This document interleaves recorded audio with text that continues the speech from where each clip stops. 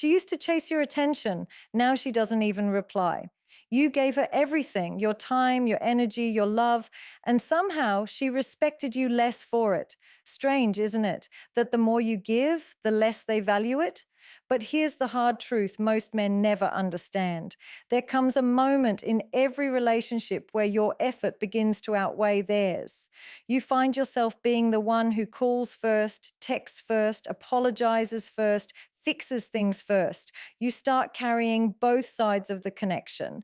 And while in your heart you tell yourself it's love, in reality, it's emotional overinvestment, the silent destroyer of respect, attraction, and balance. Because the truth is, the moment you start giving too much of yourself to someone who gives too little, you stop being seen as a person and start being seen as an option. Respect doesn't die suddenly. It fades quietly. It slips away in those moments when you tolerate neglect, when you excuse disrespect, when you stay silent about your needs because you fear losing them. Every time you say it's okay when it's not, every time you forgive too easily just to keep peace, you're teaching the other person that your emotions are negotiable, that your boundaries are flexible, that your love will remain no matter how they behave. Emotional overinvestment is not love. It's emotional self-abandonment disguised as devotion. When you give more than you receive, you start creating emotional imbalance. One person becomes the pursuer, the other the prize.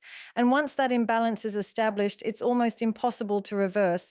You can feel it, the tension, the anxiety, the need to constantly prove your worth. You start analyzing every little word they say, every emoji, every pause in conversation, every delay in response. You start building stories in your head to justify their distance. Maybe they're busy.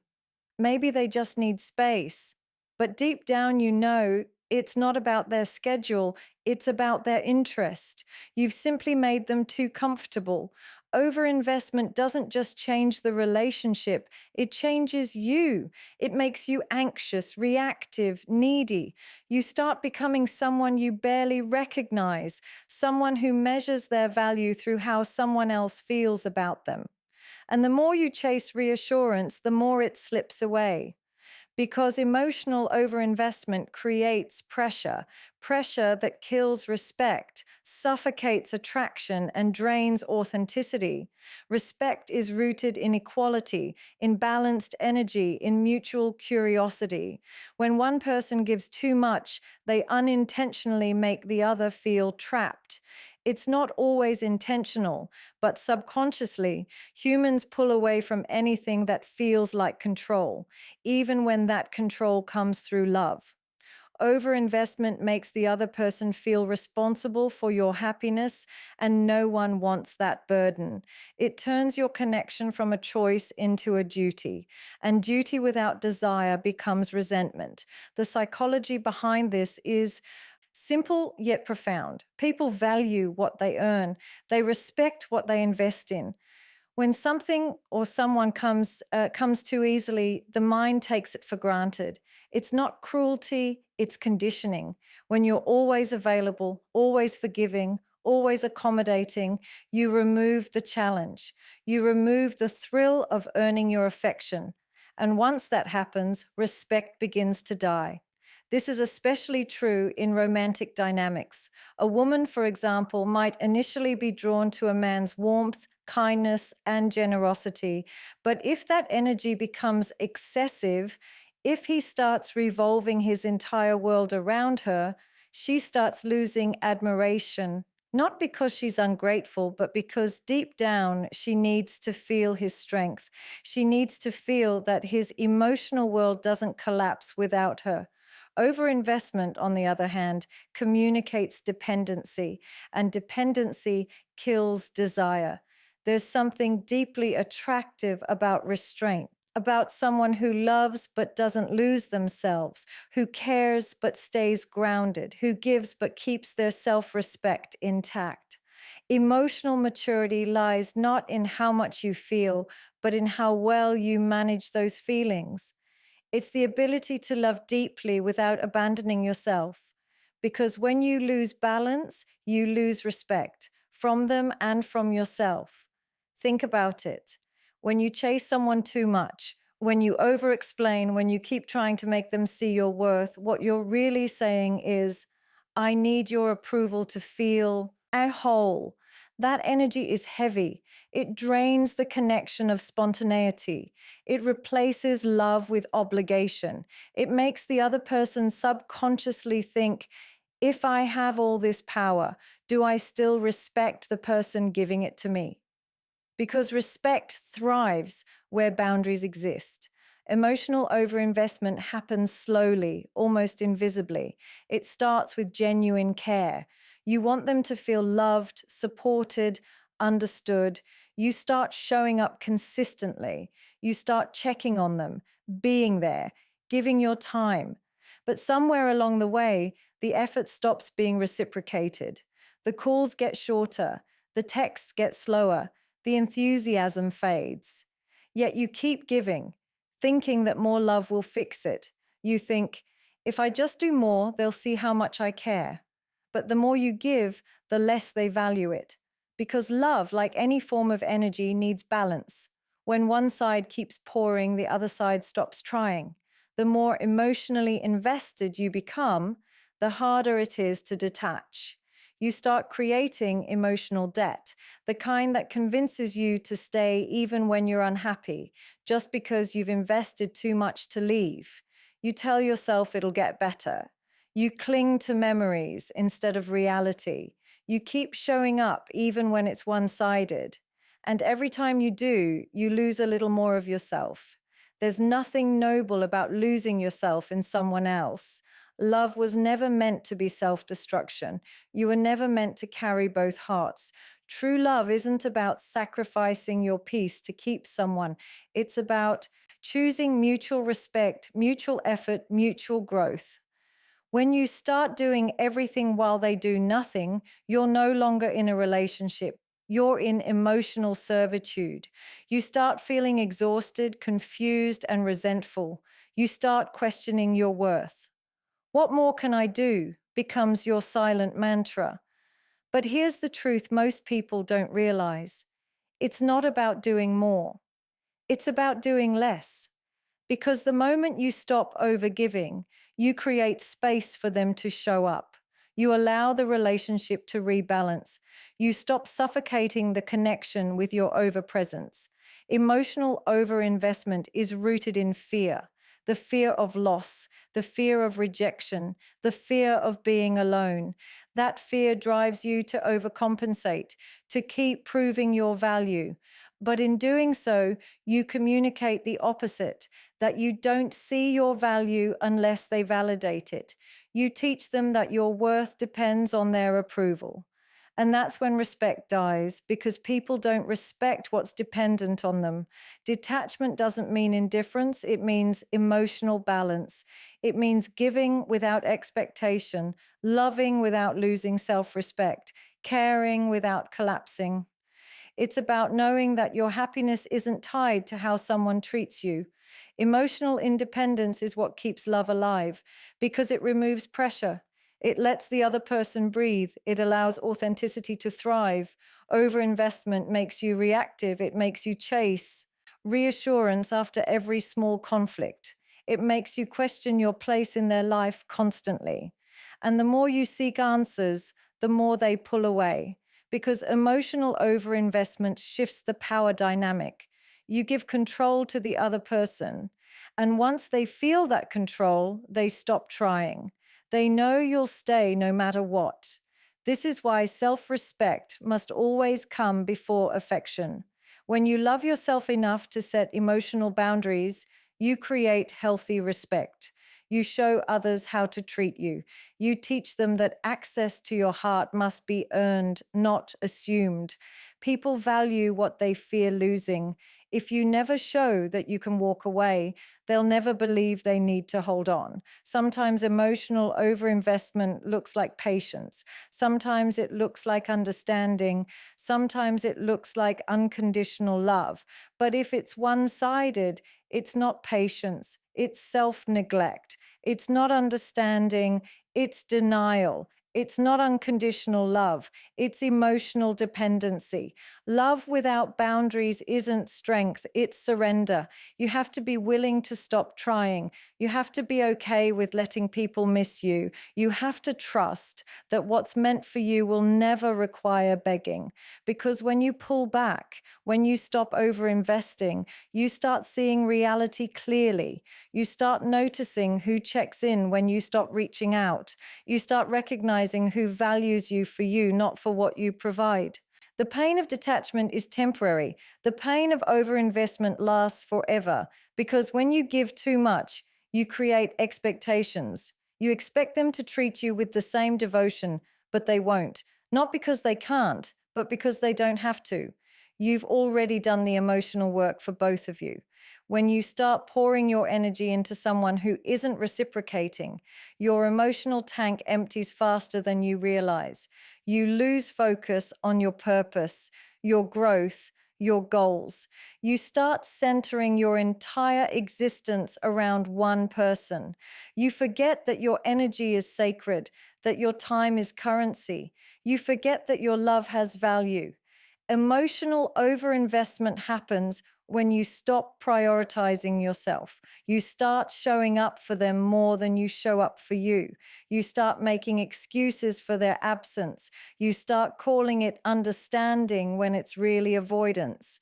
You keep telling yourself you're just being loyal, but loyalty to neglect is not strength. It's self-abandonment. There's power in withholding. There's strength in silence. There's peace in restraint. When you stop explaining yourself, when you stop over-expressing your feelings to someone who isn't listening, you reclaim your dignity. The person who truly respects you doesn't need constant reminders of your love. They feel it through your consistency, your energy, your calm presence, but they can't respect you if you're always trying to prove your worth. The greatest mistake you can make in love is giving so much that you disappear. When your identity becomes consumed by someone else's attention, you start losing touch with your authenticity. You start bending your personality to fit their comfort. You start agreeing when you disagree. You start smiling when you're hurt. You become a version of yourself built for their approval, not for your peace. People admire strength. They respect self-control. They are drawn to emotional stability. When you have a calm presence, when you're loving yet detached, you become magnetic because that energy says, I choose to be here, but I don't need to be here. That's the foundation of respect. Overinvestment makes you lose polarity. In every dynamic, there needs to be balance, give and take, chase and retreat, presence and mystery. When you overgive, you destroy that balance. You remove the tension that keeps attraction alive. You make the other person feel too safe, too certain, too secure, and without uncertainty, there's no passion. Respect and attraction live in the space between closeness and independence. The art of love is not in how much you give, but in how much you hold back. Not because you're manipulative, but because you value your emotional energy. When you learn to love with boundaries, you create depth. When you learn to pull back when effort isn't reciprocated, you create balance. When you learn to prioritize your peace over your need to prove love, you create self-respect. The moment you stop over-investing, everything shifts. The dynamic changes. Suddenly your energy feels different, calm, grounded, confident. They start noticing. They start wondering where your attention went. They start realizing that you were the anchor holding everything together. But by then, you've already learned the most powerful lesson of all, that peace feels better than chasing, that respect feels better than validation, that emotional control feels better than obsession. Because in the end, emotional overinvestment doesn't just kill their respect, it kills your own. It makes you forget that love is not about proving your worth, it's about recognizing it. It makes you forget that being chosen isn't as powerful as choosing yourself. It makes you forget that you are enough, even when someone fails to see it.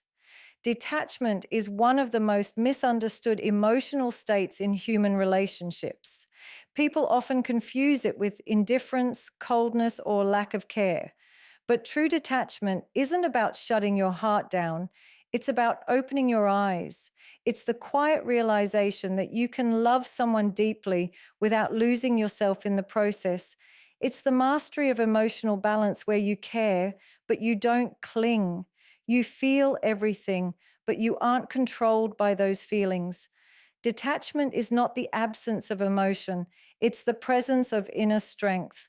When you're attached to outcomes, to people, to validation, your emotions are at the mercy of the external world. Every message, every silence, every look becomes a trigger. You start over-analyzing, overthinking, and overreacting. But when you learn detachment, you no longer depend on external responses to feel centered. You stop demanding constant reassurance. You stop trying to control how people see you, how they love you, or how they respond. You start reclaiming the only power that truly belongs to you, your emotional control. People often mistake detachment for apathy because they can't differentiate between reacting less and feeling less. But the truth is, detached people feel more. They just don't let emotions consume them. They've learned the art of observing without absorbing. They can sit with disappointment without self-destruction. They can experience loss without losing identity. They can love without attachment. And that love becomes purer, freer, and more powerful because it's not rooted in fear. Attachment is fear-based. It says, I need you to stay for me to be okay. Detachment says, I'm okay whether you stay or go. That energy shift changes everything. It removes the anxiety that drives desperation. It restores self-worth. It gives space for genuine connection to grow instead of codependency. Because nothing suffocates love faster than fear. When you master detachment, you become grounded. Your emotions stop swinging between extremes. You're no longer high when someone gives you attention and low when they withdraw. You become stable, balanced, calm. You stop expecting others to fill emotional gaps you haven't healed yourself. You begin to realize that peace is not something you chase, it's something you protect. Detachment is power because it brings you back to yourself. It takes your focus away from the uncontrollable, their behavior, their choices, their moods, and redirects it toward the one thing you can control, your reaction. You start noticing that not everything deserves a response. Not every argument deserves your energy. Not every silence deserves your explanation. You start seeing that your power was never in convincing others. It was always in controlling yourself. True detachment comes from emotional maturity. It's the point where you stop living reactively and start living intentionally. You stop trying to fix everyone. You stop trying to be understood by those committed to misunderstanding you. You stop chasing people who only show up when it's convenient. Instead, you start redirecting that energy into your purpose, your growth, your peace. Detachment turns pain into clarity. It shows you what's real and what's just noise. The hardest part about detachment is that it feels wrong at first. You've been conditioned to believe that love equals sacrifice, that care equals constant presence, that attachment equals depth. So when you start pulling back emotionally, it can feel unnatural. But what you're really doing is healing the part of you that confused attachment with affection. You're learning to love without losing. You're teaching yourself that you can feel deeply and still walk away when something disturbs your peace. Detachment doesn't mean you stop caring. It means you care without controlling. You can wish someone well without needing to be in their life. You can forgive without re entering toxicity. You can support without sacrificing yourself. You learn to stay connected without being consumed. And that's where true emotional freedom begins. In relationships, detachment often looks like mystery. Not because you're playing games, but because you're no longer predictable. You're no longer chasing, explaining, or proving. You're simply existing in your authenticity. That kind of energy draws people in because the person who doesn't need validation becomes the one everyone wants validation from. People respect what they can't control. When you're emotionally reactive, you become easy to manipulate. They can push a button and know exactly how you'll respond. But when you're detached, you become unpredictable. You stop feeding drama. You stop explaining yourself. You stop seeking closure from people who caused the wound. You simply step back, observe, and protect your energy. That silence is power. Detachment is not a defense mechanism, it's emotional intelligence in motion. It's saying, I can care about you, but I don't have to suffer for you. It's the balance between empathy and boundaries. It's the art of staying soft without becoming weak, because detachment doesn't harden you, it strengthens you. It reminds you that your emotions belong to you, not to the world. When you're detached, you no longer chase outcomes. You do your part and let life unfold. You stop forcing timing. You stop begging people to understand your worth. You stop trying to control results that are meant to happen naturally. You start trusting that what's meant for you won't require you to lose your peace. Detachment isn't about giving up. It's about letting go of the illusion of control. You start noticing patterns. You begin to see how people behave when you stop chasing. You see who values your presence and who only enjoyed your effort. You see who stays because they care and who leaves because they can no longer use you. Detachment gives you clarity because silence exposes truth. When you're detached, people's actions become their explanations. You no longer need to ask why, they show you. Detachment also teaches you the beauty of solitude. When you're no longer emotionally dependent on attention or approval, you start enjoying your own company. You find peace in silence. You start listening to your intuition. You start realizing that loneliness and solitude are not the same. Loneliness is when you need someone to fill your emptiness. Solitude is when you fill yourself. Detachment transforms loneliness into empowerment. It's in detachment that you finally see how much of your energy was wasted on trying to control outcomes. You start realizing that people come and go for a reason. That rejection was redirection. That silence was protection. That endings were new beginnings disguised as loss. When you stop resisting, life flows. When you stop clinging, peace returns. When you stop forcing, alignment happens naturally. There's a calm power in being able to say, I'm okay, no matter what happens. That's not arrogance, it's emotional mastery. It's the realization that happiness is not conditional, that your worth doesn't depend on whether someone chooses you or not, that your value doesn't fluctuate based on someone's attention. Detachment gives you that power. It allows you to remain whole in a world that constantly tries to make you chase. When you detach, you stop over explaining. You stop convincing people to stay. You stop waiting for validation that should have been given freely. Detachment creates distance between your peace and their chaos. You learn to say less and observe more. You begin to notice who drains you, who inspires you, and who deserves access to you. Your energy becomes selective, and that selectiveness becomes your protection. The world romanticizes attachment. Movies, songs, and stories glorify obsession as love. But obsession is fear wearing a mask. Real love is rooted in freedom. It thrives when there's space to breathe, when there's individuality, when both people maintain their identity. Detachment is what keeps love healthy. It ensures that connection doesn't become captivity. When you love someone with detachment, you're not loving from insecurity. You're loving from abundance. You're not saying, I need you to complete me. You're saying, I already feel complete and I choose to share that wholeness with you. That's the difference between love that liberates and love that suffocates. Detachment is not about shutting down emotions, it's about regulating them. It's about feeling without falling apart. It's about responding instead of reacting. It's about recognizing when your emotional investment exceeds the other person's reciprocation. It's about being self aware enough to pull back when you start losing yourself. In a world where people are addicted to constant connection, detachment feels rebellious, but it's the only way to regain balance. When you're detached, you stop chasing instant gratification. You stop needing constant validation.